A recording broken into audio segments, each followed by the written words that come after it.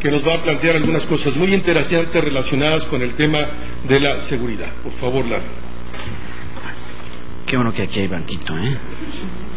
¿Cómo ganas?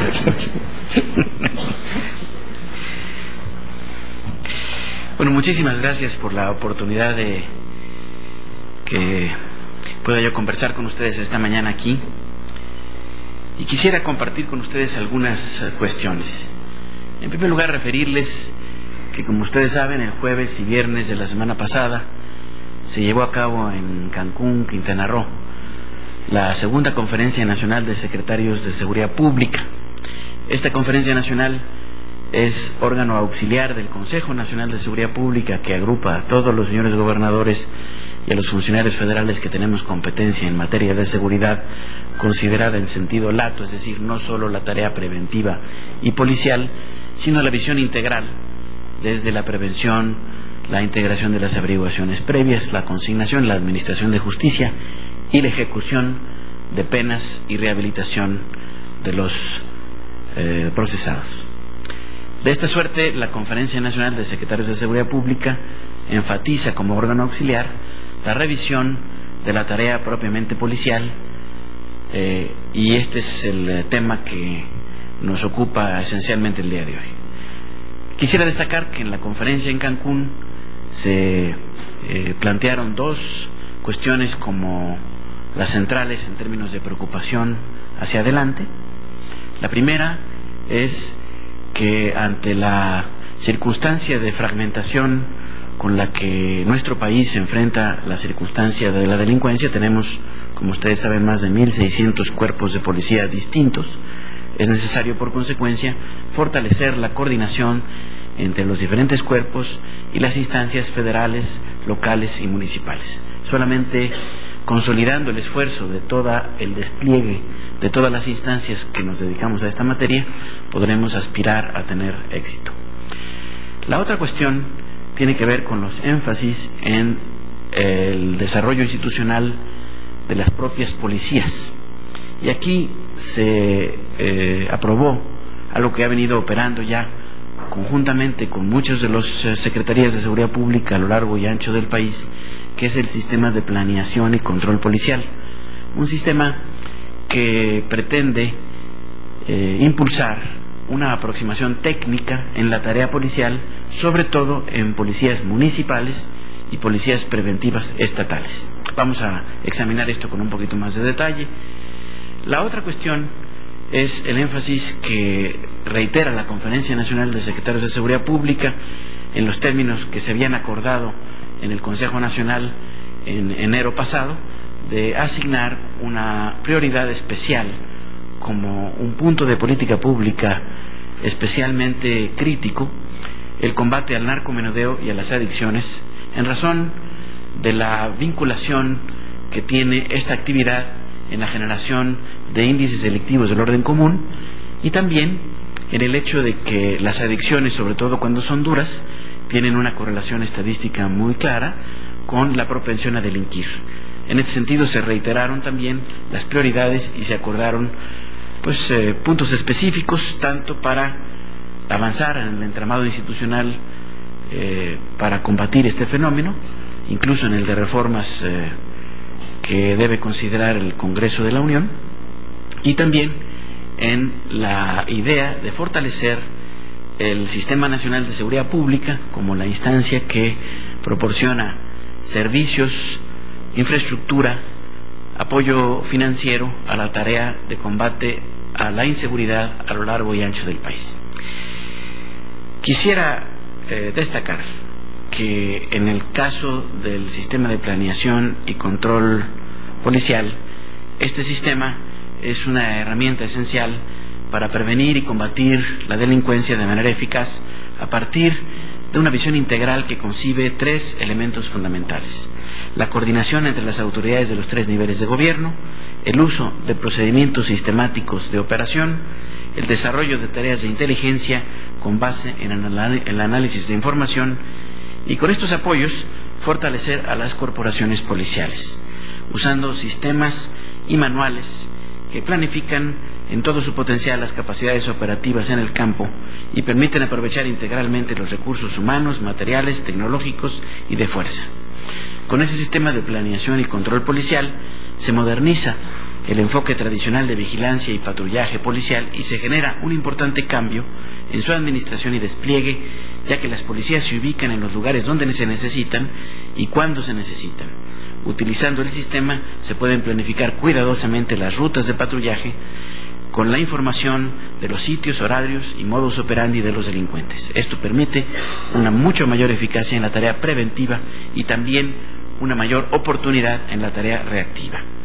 La mayor parte de los delitos inician con faltas administrativas. El 90% de los problemas de seguridad y justicia que después se traducen en los partes de remisión que hacen los policías preventivos a jueces cívicos son por estas infracciones. El sistema de planeación recoge la información estadística respecto de esta, la referencia geográficamente y permite por consecuencia hacer esta aplicación racional de recursos. Este sistema opera ya en 59 municipios de 2 estados del país: Baja California Sur, Coahuila, Chiapas, Guerrero, Quintana Roo, Morelos, Puebla, San Luis Potosí, Sinaloa, Sonora, Tlaxcala y Veracruz, y están en proceso de instrumentación en este momento Campeche, Colima, Durango, Jalisco, Nayarit, Tabasco, Yucatán y Zacatecas. Quiero decirles que además el viernes tuvimos el gran gusto de poner en marcha el sistema de planeación y control policial, constatar sus avances en la reestructuración de la policía de Benito Juárez, Cancún, Quintana Roo, que como ustedes saben, a propósito del huracán Vilma, el año pasado quedó evidenciado en sus deficiencias, insuficiencias institucionales, en problemas severos de corrupción, y que gracias al liderazgo de las autoridades municipales y estatales, con el apoyo técnico de la Policía Federal Preventiva, fue posible sentar las bases para reconstruir la policía, que ya está en un nivel operativo extraordinariamente diferenciado de lo que teníamos antes, todavía con oportunidades importantes hacia adelante, pero con equipamiento, procedimientos sistemáticos de operación, depuración de personal, que nos permite mirar a la policía de Benito Juárez como una policía a la altura de lo que requiere este gran polo turístico, sin dejar de considerar desde luego los niveles extraordinarios de oportunidad que todavía tenemos en avanzar y consolidar este sistema. Les vamos a presentar un video, nos parece que es la mejor manera de compartir con ustedes este sistema de planeación y control policial. Les vamos a poner a su disposición a repartir, tanto en versión electrónica como en versión impresa, las láminas de información que sustentan el video, y el video estará a disposición de ustedes para los que lo soliciten, y lo podemos hacer llegar en el curso de esta misma mañana. Entonces, si nos permiten.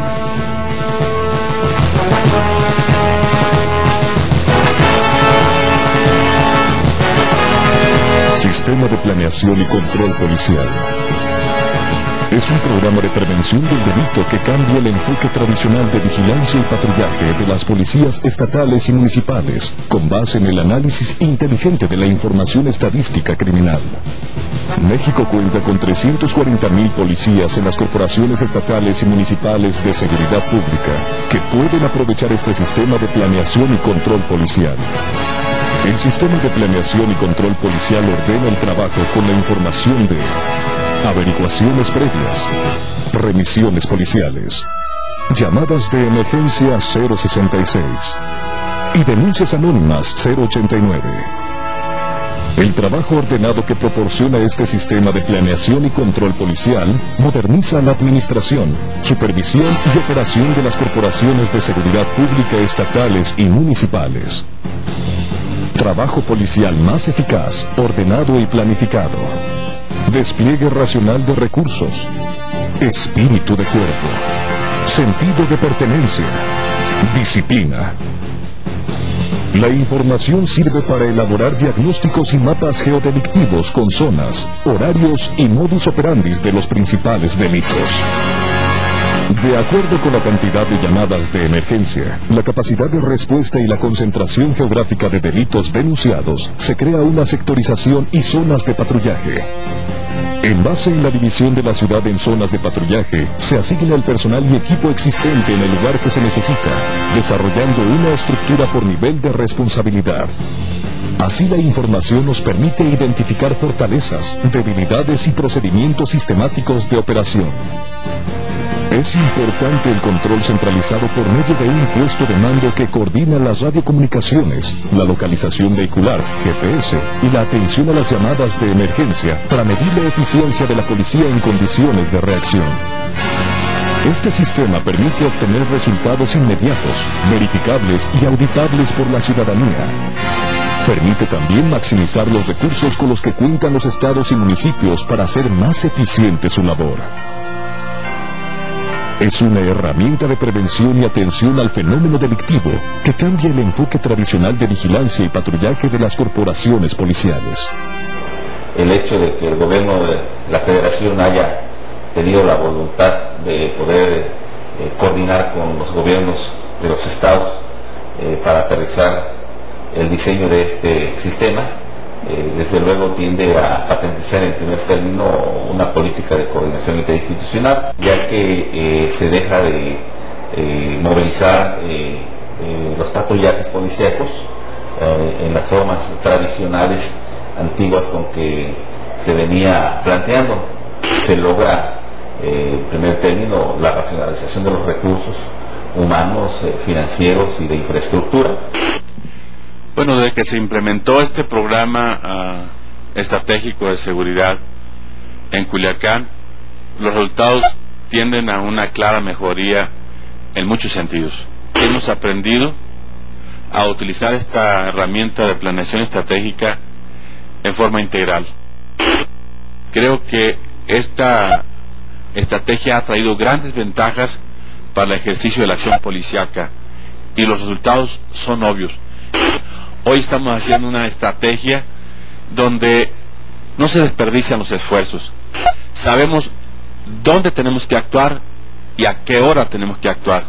Son ya 59 municipios en 12 entidades operando con el sistema de planeación y control policial y 8 entidades en proceso de operación.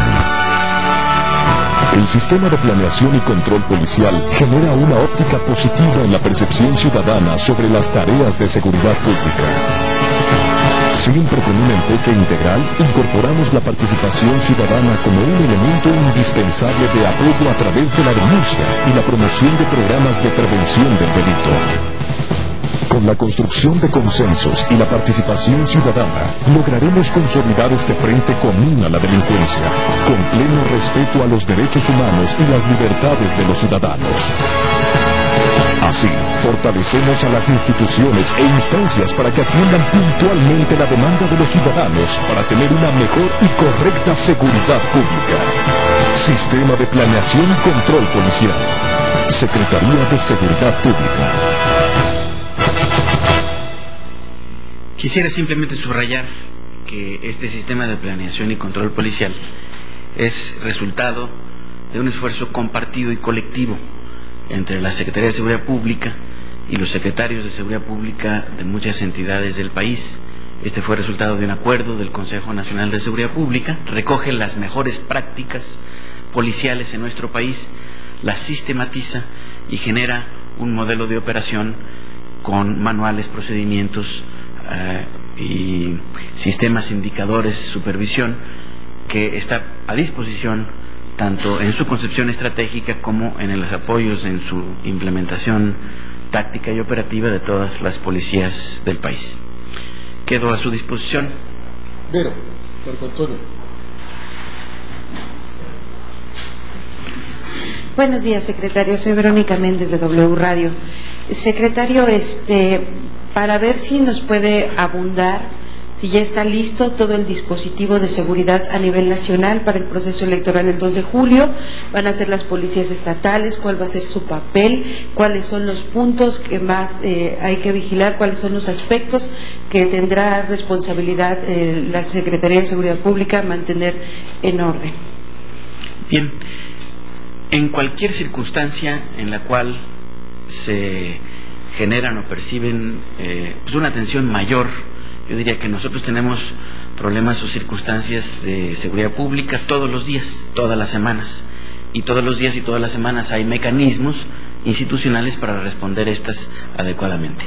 En una etapa electoral, evidentemente hay una exacerbación de la sensibilidad alrededor de fenómenos que de otra suerte pasarían pues menos atendidos o más desapercibidos. En cualquier circunstancia, en este caso como en cualquier otro, en el sistema de coordinación que se tiene tanto en el Consejo de Seguridad Nacional como en el Gabinete de Seguridad Pública, todos los grupos de coordinación a nivel estatal están activados y estarán en sesión permanente.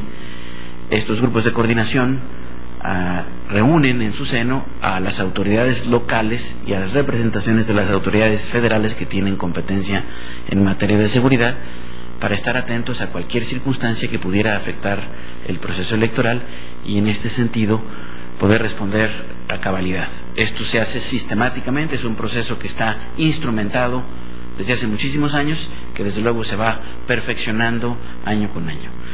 También en este sentido se procura generalmente que las fuerzas policiales de los 3 órdenes de gobierno queden disponibles, acuarteladas, para poder responder a cualquier eventualidad. Ese es el punto fundamental de coordinación que está listo para este evento, como lo ha estado tradicionalmente cada vez que hay un proceso electoral. Buenos días, portavoz. Buenos días, secretario. De su respuesta anterior, entonces, dice que no hay solo para precisar, un operativo especial para el próximo 2 de julio. Y es un operativo especial, pero no es distinto de lo que hemos articulado tradicionalmente para todos los procesos electorales en la historia reciente del país. Quiero preguntarle, una vez que se han venido, radicalizando las posiciones de los maestros en Oaxaca, y si bien se ha tomado la decisión de no destacar la Policía Federal Preventiva, yo quiero preguntarle si, con el cambio que han tenido los hechos, se está evaluando la posibilidad de por lo menos ir acercando o destacando cerca de Oaxaca a la PFP, o si de plano está descartada esta posibilidad. Gracias. En este momento está privilegiado el diálogo, está establecida la mesa. Las mesas de negociación siempre son complejas.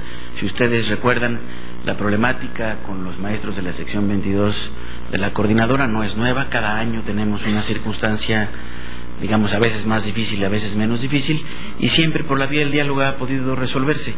Este tema lo tiene a su cargo la Secretaría de Gobernación. El subsecretario de Gobierno, Arturo Chávez es el responsable, y él es el que debe, en su caso, atender las inquietudes que ustedes pudieran tener sobre el particular. Gracias, señor secretario. David Vicenteño, de Periódico Reforma.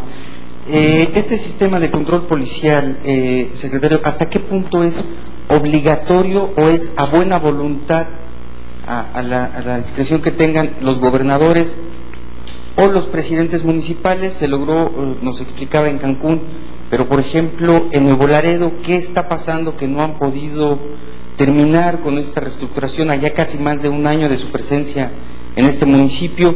Y por otro lado, siguen las ejecuciones de estos mandos en municipios, principalmente en el estado de Guerrero y en los estados de Michoacán.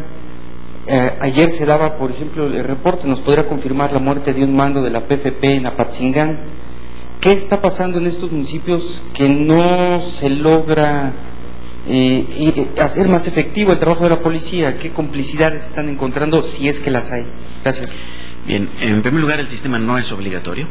La responsabilidad de la seguridad pública, en los términos de nuestro arreglo constitucional, está esencialmente radicada en los municipios, con el apoyo de los gobiernos de los estados. Eso establece el artículo 115. Hace 10 años se modificó el artículo 21 para hacer de la seguridad pública una responsabilidad compartida entre federación, estados y municipios. La federación tiene el papel, desde luego, de atender los ámbitos de su competencia y de apoyar a gobiernos estatales y municipales, no de sustituirles.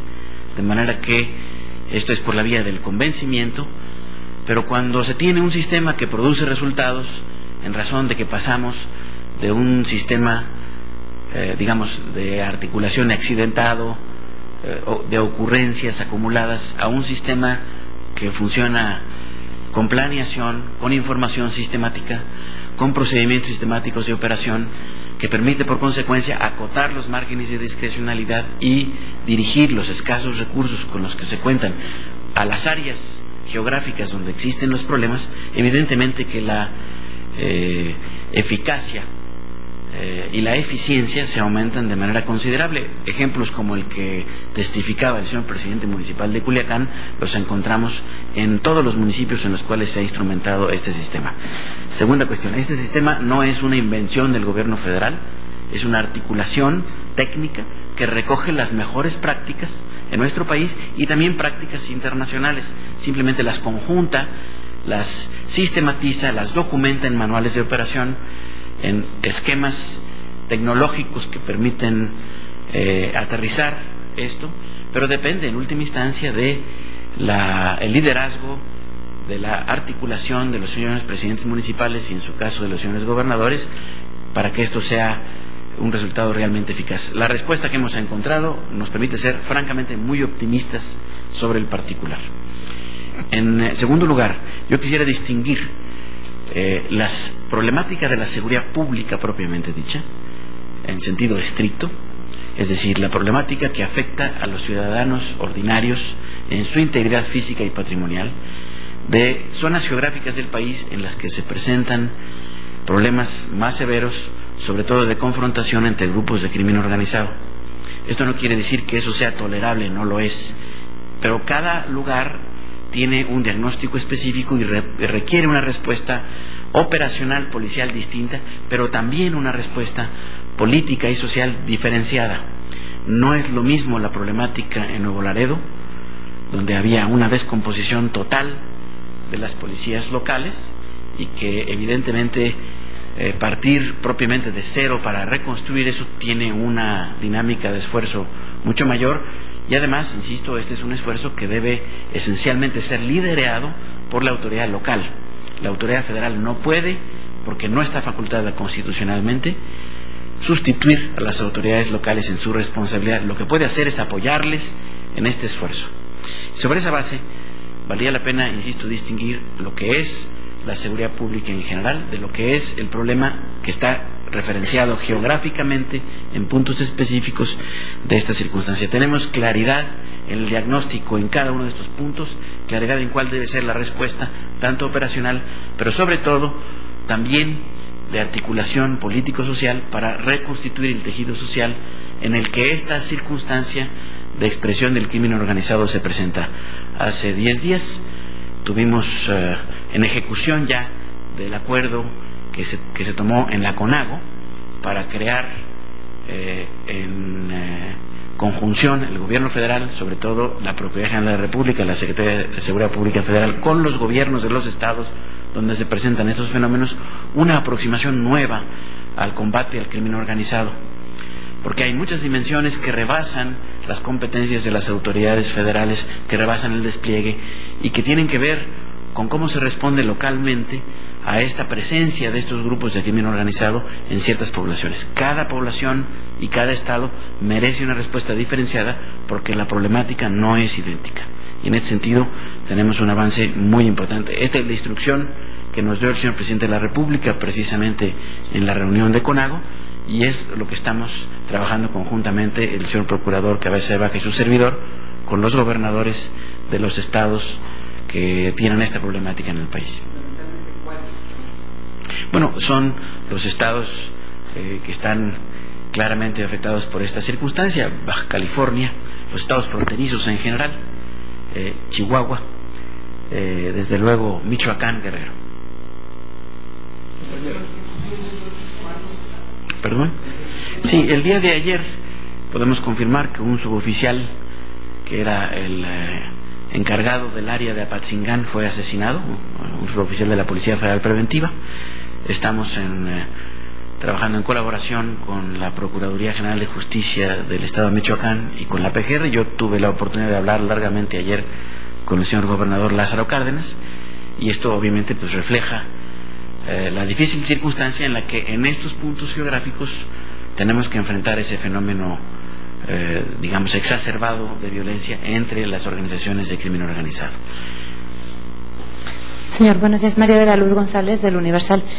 Volviendo al tema de Oaxaca, yo quisiera preguntarle, en caso de que se prolongue el conflicto magisterial, ¿qué medidas preventivas está tomando la Secretaría para garantizar el orden el día de las elecciones? Y si hay otros puntos en el país en los que pudieran presentarse problemas. Esa circunstancia, como lo indiqué, está a cargo de la Secretaría de Gobernación. La Secretaría de Seguridad Pública dará, como lo ha dado, todo su apoyo a esa negociación. Esperemos que el diálogo sea fructífero y que resulte en una solución pronta. Gracias, buenos días. Quisiera saber si tiene la cifra de cuántos elementos de las diferentes corporaciones participarán en este operativo especial del 2 de julio. ¿Cuál será, tanto federal como estatal, municipal, cuál será la tarea fundamental y si algunos de ellos o algunos van a ir armados? A ver, en los esquemas de coordinación, cuando hay circunstancias de cualquier tipo que requieren digamos, despliegues especiales, como es el caso, pero no son los únicos. Hay muchas otras circunstancias en las que se establecen mecanismos especiales de coordinación. Cuando hay fechas cabalísticas, desde el 12 de diciembre las peregrinaciones de la Virgen de Guadalupe, es decir, por poner un ejemplo, hay operativos especiales. En estos casos se pone alerta a la totalidad del estado de fuerza, es decir, se minimizan las vacaciones, se minimizan las licencias y se concentra a la fuerza. Cada corporación, en función de la tarea específica que tiene en su cargo, pues obviamente van armados, pero esto no es un esquema de contención de protesta social. Esas requieren de una respuesta, en su caso, cuando sea el caso extremo, de cuerpos especializados que evidentemente no van armados por lo general. Pero cada policía tiene una tarea específica. Un policía ministerial, para poder ejecutar mandamientos judiciales o ministeriales, pues naturalmente va armado. Un policía que está combatiendo al crimen organizado en una circunstancia específica, naturalmente va armado. Depende de cuál sea la tarea específica, pero es la totalidad de la fuerza pública la que está, en este caso, alerta bajo este esquema. Sí, buenos días, secretario. Yo quisiera preguntarle, la semana pasada en el Foro Internacional el señor Pedro Peñalosa hizo una crítica al sistema de justicia, sobre todo porque él asegura que el combate a la delincuencia no va a las causas que lo provocan, sino más bien va a incrementar las penas. Y eso, bueno, él considera que no es lo adecuado. ¿Usted qué me podría decir al respecto? Eso es por un lado. Por otro lado, se ha fracasado en el combate a la delincuencia toda vez que ha habido una serie de crímenes como el que acaba de ocurrir apenas ayer. Y por otro lado, en el estado de Chihuahua, en Guadalupe, distrito de Bravo, hubo un cateo pues la semana pasada de 200 elementos y también hubo gente de la AFI. ¿Usted tiene alguna idea a qué se debió ese cateo? Fue justamente en el límite donde se encontró aquella camioneta en donde participaron unos agentes o miembros del ejército, pues, que decían que no eran, pues, ¿no? Y parece ser que también participó la AFI, parece ser que también participó la DEA. ¿Qué me puede decir al respecto? Bien, con respecto a esto último, es una operación de la Procuraduría General de la República. La Policía Federal Preventiva no tuvo participación en esa operación, por consecuencia no le puedo yo dar mayores elementos. En relación con las otras cuestiones, quisiera decirle que si miramos la estadística dura, todos los delitos tienen una problemática de cifra negra, pero hay delitos que claramente la cifra negra es muy menor o prácticamente inexistente. Uno de ellos es el homicidio doloso. ¿Por qué razón la cifra negra no existe? Pues porque este es un delito que se conoce no por denuncia, se conoce normalmente por el cuerpo del delito, de manera que solamente en los casos en los que los cadáveres no aparecieren, que son proporcionalmente muy reducidos, no hay una cifra negra. En este caso, quisiera decirles que entre el año 2000 y el año 2005, a nivel nacional, tenemos una reducción del 17.6% en homicidios dolosos. Y sin embargo, como sociedad, miramos que las ejecuciones, como se les llaman, sobre todo entre bandas de crimen organizado, pues generan una percepción de incertidumbre, de inseguridad y una sensación de que esto está fuera de control. Contrastemos las cifras. Para nosotros, como autoridades públicas, y esa es la instrucción que nos ha dado el señor Presidente de la República, nosotros basamos nuestra actuación cotidiana en la percepción ciudadana. Desde luego, la estadística es un insumo importante, pero tenemos realmente que responder a la percepción de la ciudadanía, porque es a la ciudadanía y a sus necesidades a las que debemos nuestro trabajo cotidiano. Y sobre esta base, pues podemos hacer obviamente el argumento de que no está fuera de control, de que tenemos claridad en el diagnóstico de lo que hay que hacer en cada una de las geografías en las que se presentan problemáticas específicas. Desde luego, esa es una tarea que no es sencilla, porque implica una reconfiguración de la estrategia, incluso, como decía antes, desde la perspectiva político-social. No es simplemente un tema operacional policial o operacional de justicia. También requiere de atención cómo se imbrican la presencia y operación de estos grupos en el tejido social de esas comunidades.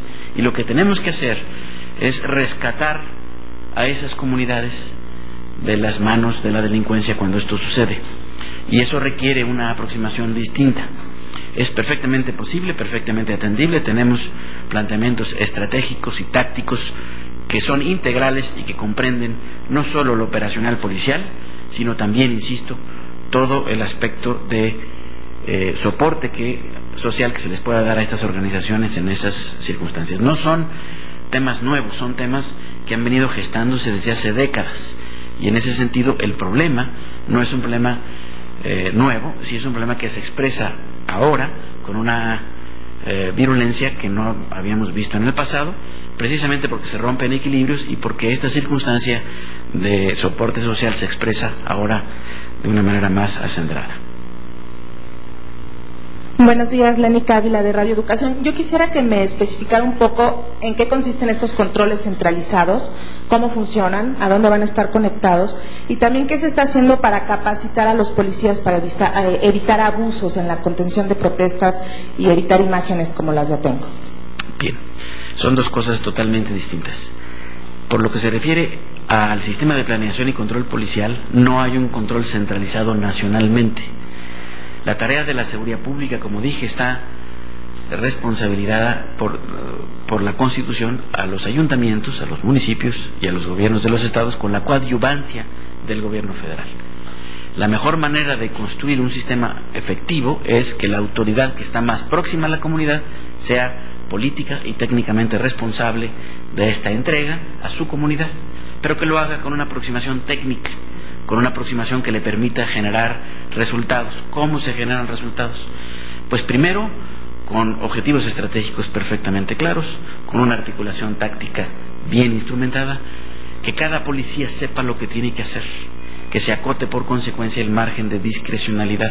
Cuando un policía no sabe lo que tiene que hacer y va y hace presencia simplemente, pues el margen de ocurrencia, o sea, lo que a él se le ocurre que es lo que hay que hacer, es muy grande. Por consecuencia, el margen de error es muy grande. Y la corrupción es un error doloso, o sea, un error intencional. Pero ocurre no solo porque el policía pudiera ser proclive a una conducta inadecuada, sino esencialmente porque el sistema se lo permitió. Porque no tenía claridad de lo que tenía que hacer, no tenía claridad en sus indicadores, no había una valoración de los indicadores, una socialización de la información de lo que hace, un procesamiento de la información que produce en su tarea diaria, cotidiana. Este procesamiento es el que nos permite generar la georreferenciación y por consecuencia la asignación de recursos racional a las áreas de mayor ocurrencia de los delitos de manera preventiva, y nos permite también reaccionar con oportunidad y efectividad cuando los delitos ya ocurrieron.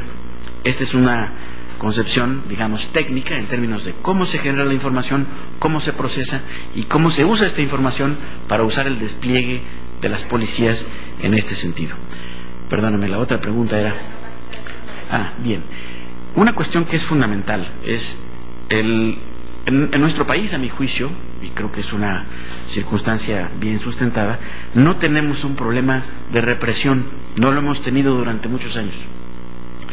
Hemos tenido en todo caso un problema de impunidad callejera reiterada, y entonces tenemos un desaprendizaje social de lo que significa el uso de la fuerza para contener expresiones que rebasan el marco jurídico, el marco constitucional y sobre todo los derechos de terceros.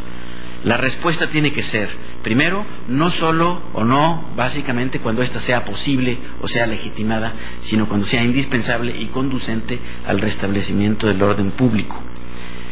La respuesta, por consecuencia, tiene que ser proporcional al problema. En el caso que usted señalaba, había no solo la invasión y bloqueo de carreteras federales, sino la privación ilegal de la libertad de personas específicas en ese momento.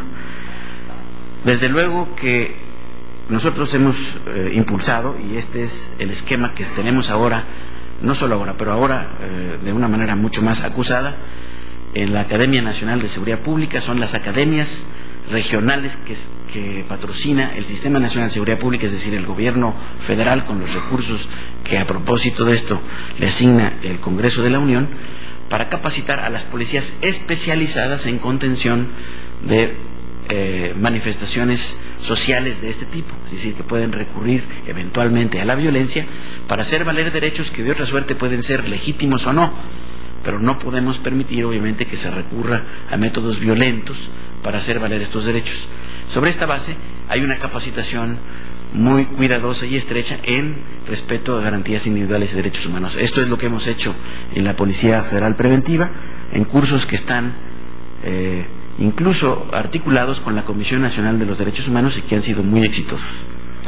Para las policías, el respeto a los derechos humanos y las garantías individuales no es solo un imperativo ético y jurídico, porque la ley nos lo mandata, es esencialmente un imperativo de eficacia operacional, porque si no se respetan los derechos humanos o si hay conductas extremas o abusos, la capacidad de uso de la fuerza para contener precisamente desviaciones en esta circunstancia de protestas o expresiones sociales que van más allá del marco constitucional, que afectan derechos de terceros, que incluso pueden constituir delitos muy importantes como la privación ilegal de la libertad, tiene que ir aparejada con un uso proporcional, adecuado e inteligente de la fuerza para poder ser efectivos. Y eso es precisamente el enfoque. En la Conferencia Nacional subrayamos la necesidad de que no se atienda a estas circunstancias, sino con grupos especializados. No es lo mismo un policía preventivo, un policía ministerial, cuya tarea es la de ejecutar un mandamiento, hacer una detención por orden de aprehensión, que un policía que deba contener una expresión, digamos, violenta en este sentido. Por consecuencia, la aproximación operativa es diferente, no se puede mezclar. Cuando se mezcla, el resultado obviamente no es bueno. Gracias, buenos días. Dos cosas. Por un lado, me gustaría que nos diera un poco más de números. ¿Cuántas corporaciones, cuántos elementos van a participar en este esquema de coordinación para el 2 de julio y cómo se van a desplegar? Si van a estar en las casillas, ¿cómo va a ser? Ese sería por un lado. Y por otro, con respecto a este sistema de planeación y control policial, me gustaría saber en qué porcentaje reduce los delitos, en qué porcentaje reduce la corrupción entre las policías y cómo coordina las N policías que existen. Bien, con respecto a la primera pregunta, la contestación ha quedado hecha. Todas las policías están alertas y depende obviamente de la circunstancia específica que se detecte dentro del seno de cada grupo de coordinación. Hay todo un despliegue con fuerzas locales para proteger el traslado y la instalación y las propias casillas, pero no hay una circunstancia, digamos, diferente de eso. Todos los elementos están disponibles en ese sentido. Ese es el punto y obviamente dependerá de cada grupo de coordinación específicamente en atención a los problemas que correspondan. A ver, por favor, tú sabes cuál es el orden, por favor. Termina la respuesta. La segunda cuestión. En promedio, en los municipios en donde ya tenemos consolidado el sistema de planeación y control policial, es decir, consolidado quiero decir que tenemos más de 7 u 8 meses de una operación continua, Esto nunca se acaba como oportunidad de mejora, siempre hay evidentemente un alineamiento de los sistemas, un afinamiento, generación de mejores indicadores, mejor supervisión, pero nuestra experiencia es que los índices delictivos del orden común en las zonas donde se aplica se han reducido alrededor del 30%. ¿Alguna otra pregunta? Elizabeth.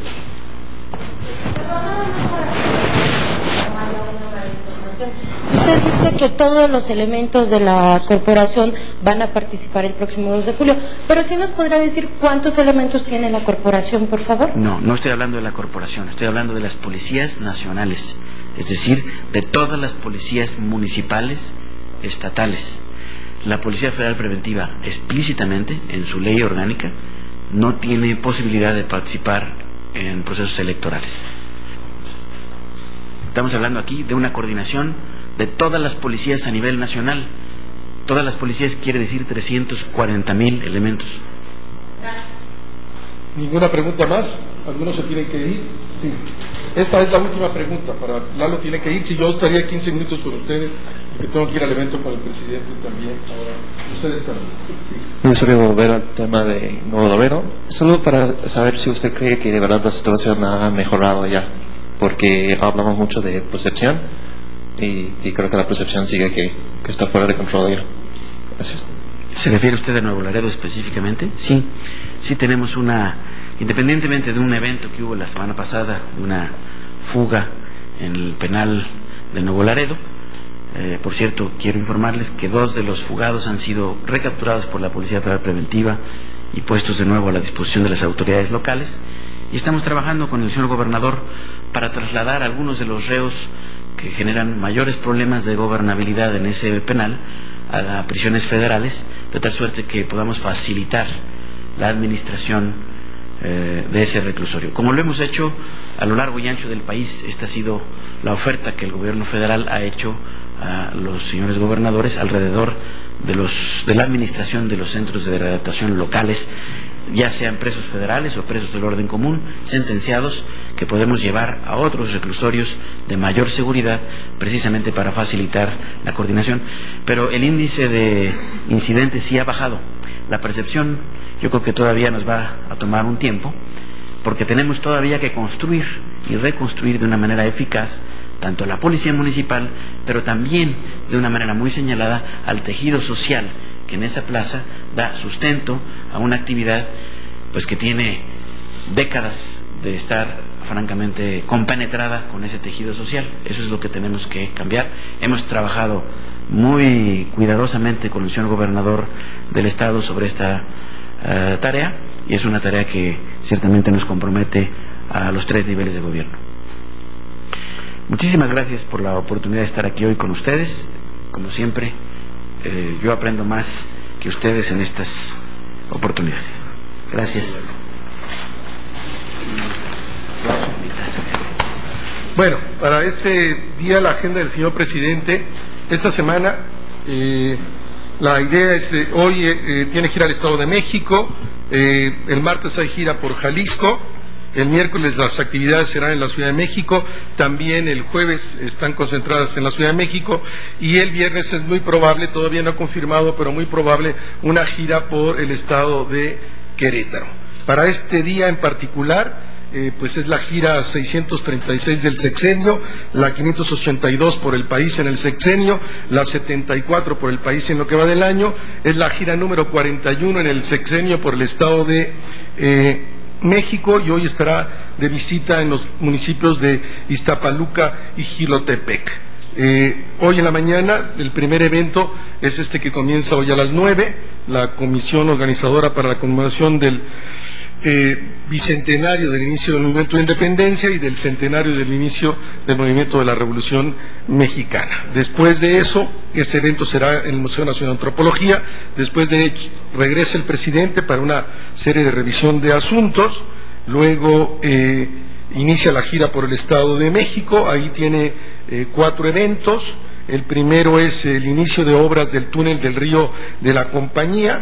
El segundo es la inauguración de una empresa privada El tercero es una reunión privada con el gobernador del Estado de México. La cuarta es una entrevista para la televisión, para una televisora en el Estado de México. Luego el señor presidente regresa a Los Pinos. Luego tiene una revisión de asuntos. Luego entrevista con directivos y periodistas del periódico La Crónica. Les anuncio de antemano que el señor presidente tendrá una docena de reuniones con diversos medios de comunicación, con periodistas de aquí a antes de la elección. Son reuniones de carácter privado para oír las opiniones de los periodistas y él mismo dar su opinión de cómo se ve el panorama en el país. Y esta sería la primera. Luego, menciono muy rápido, este Río de la Compañía es una obra de 1.423 millones de pesos. La longitud del túnel es de 6 kilómetros 750 metros. Además, un sistema de bombeo va a generar 2.000 empleos directos e indirectos. El beneficio es para más de 1 millón de habitantes, en particular de los municipios de Chalco, Valle de Chalco e Iztapaluca. Y eso va a permitir evitar inundaciones que se dan con motivo de salida de curso en las temporadas de lluvias del Río de la Compañía. Y por otro lado, esta planta que se abre en el Estado de México, con esos datos que ustedes tienen ahí. Antes de que pasemos a las preguntas, solo quisiera plantear un tema en lo particular, que hoy fue electo por unanimidad como presidente del Consejo de los Derechos Humanos de las Naciones Unidas, México. Esto representa un reconocimiento a la política exterior de nuestro país en materia de derechos humanos y también a la diplomacia mexicana. El representante permanente de México en Ginebra, el embajador Luis Alfonso de Alba, fue designado por el presidente para ocupar esta presidencia otorgada a México. Con esta designación, México tendrá la enorme responsabilidad de conducir los esfuerzos de la comunidad internacional para consolidar y asegurar la operación del nuevo Consejo, establecido el 15 de marzo pasado, que sustituye a la Comisión de los Derechos Humanos. La designación de nuestro país para ocupar la presidencia del Consejo de Derechos Humanos representa un reconocimiento también al liderazgo que México ha tenido como en el proceso de reforma de las Naciones Unidas, que como ustedes saben, México encabeza el grupo de países que se conoce como amigos de las Naciones Unidas. ¿Alguna pregunta? Y de antemano, en 7 minutos nos vamos. Elizabeth. Gracias, señor. Buenos días. De nueva cuenta, me gustaría saber cuál es la opinión de la Presidencia de la República luego de que el día de ayer mineros, sindicatos mineros, le entregaron a la Presidencia una carta en donde le están pidiendo al presidente que reconozca de una vez por todas a Napoleón Gómez Urrutia. De lo contrario, amenazaron que para el día 2 de julio o posterior al día 2 de julio, pues se va a enfrentar el presidente a un movimiento bastante conflictivo y que puede tener desenlaces fatales. O sea, nadie está por encima de la ley en este país y todo el mundo nos debemos de sujetar a las leyes y nadie puede usar del chantaje para imponerse a las leyes. Quienes son prófugos de la justicia deben dar cuenta a la justicia. Sara. La posición de la Presidencia sobre la decisión de la Corte con respecto a los comisionados de COFETEL.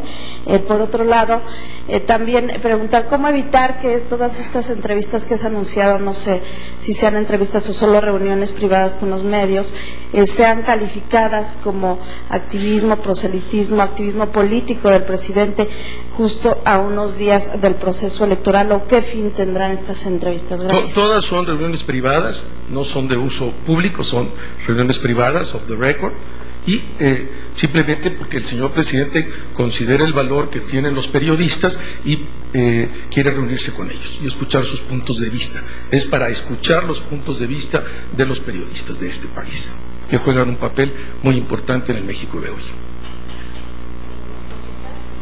Bueno, pues el gobierno de la República respeta las decisiones de los poderes y, como ya he señalado aquí, en tiempo y forma la presidencia habrá de mandar los 4 comisionados que faltan por ser nombrados a la permanente. Alfredo. En 4 meses del lamentable suceso de Plaza de Concho de la mina, ¿qué informe tiene la presidencia hasta este momento sobre la cuestión de los cadáveres que están ahí todavía sepultados? Pero todos los días esta empresa envía 1 o 2 boletines a los medios, también llegan a Presidencia de la República, les llegan también a ustedes, todos los días de manera sistemática informa sobre esta situación. Siguen las obras, siguen el trabajo de rescate. Como ustedes saben, ha sido extraordinariamente complejo porque la mina se llenó de gases tóxicos. Después se ha traído tecnologías alemanas y norteamericanas para consolidar los túneles y sigue el trabajo y se avanza con lentitud por las características propias de la situación. Marisa. Gracias. Si se va a tomar alguna decisión extraordinaria, ya que parecería que el conflicto de los maestros, más allá de ser laboral, ya se convirtió en un asunto político por el anuncio que han hecho de que no se retirarán hasta después del 2 de julio, el día de las elecciones. Como ya lo señalaba el secretario Medina Mora, se ha nombrado al subsecretario Chávez de Gobernación para que atienda este problema, como ustedes conocen, y él será el único vocero del gobierno federal que habrá de opinar sobre el caso. El día de ayer, en un noticiero de radio, fijó la posición del gobierno sobre estos hechos hasta el día de ayer. Hoy lo consigna la prensa también en los periódicos, esta entrevista del subsecretario Chávez. ¿Alguna otra cosa? Mil gracias, nos vamos, nos vemos. Hasta mañana.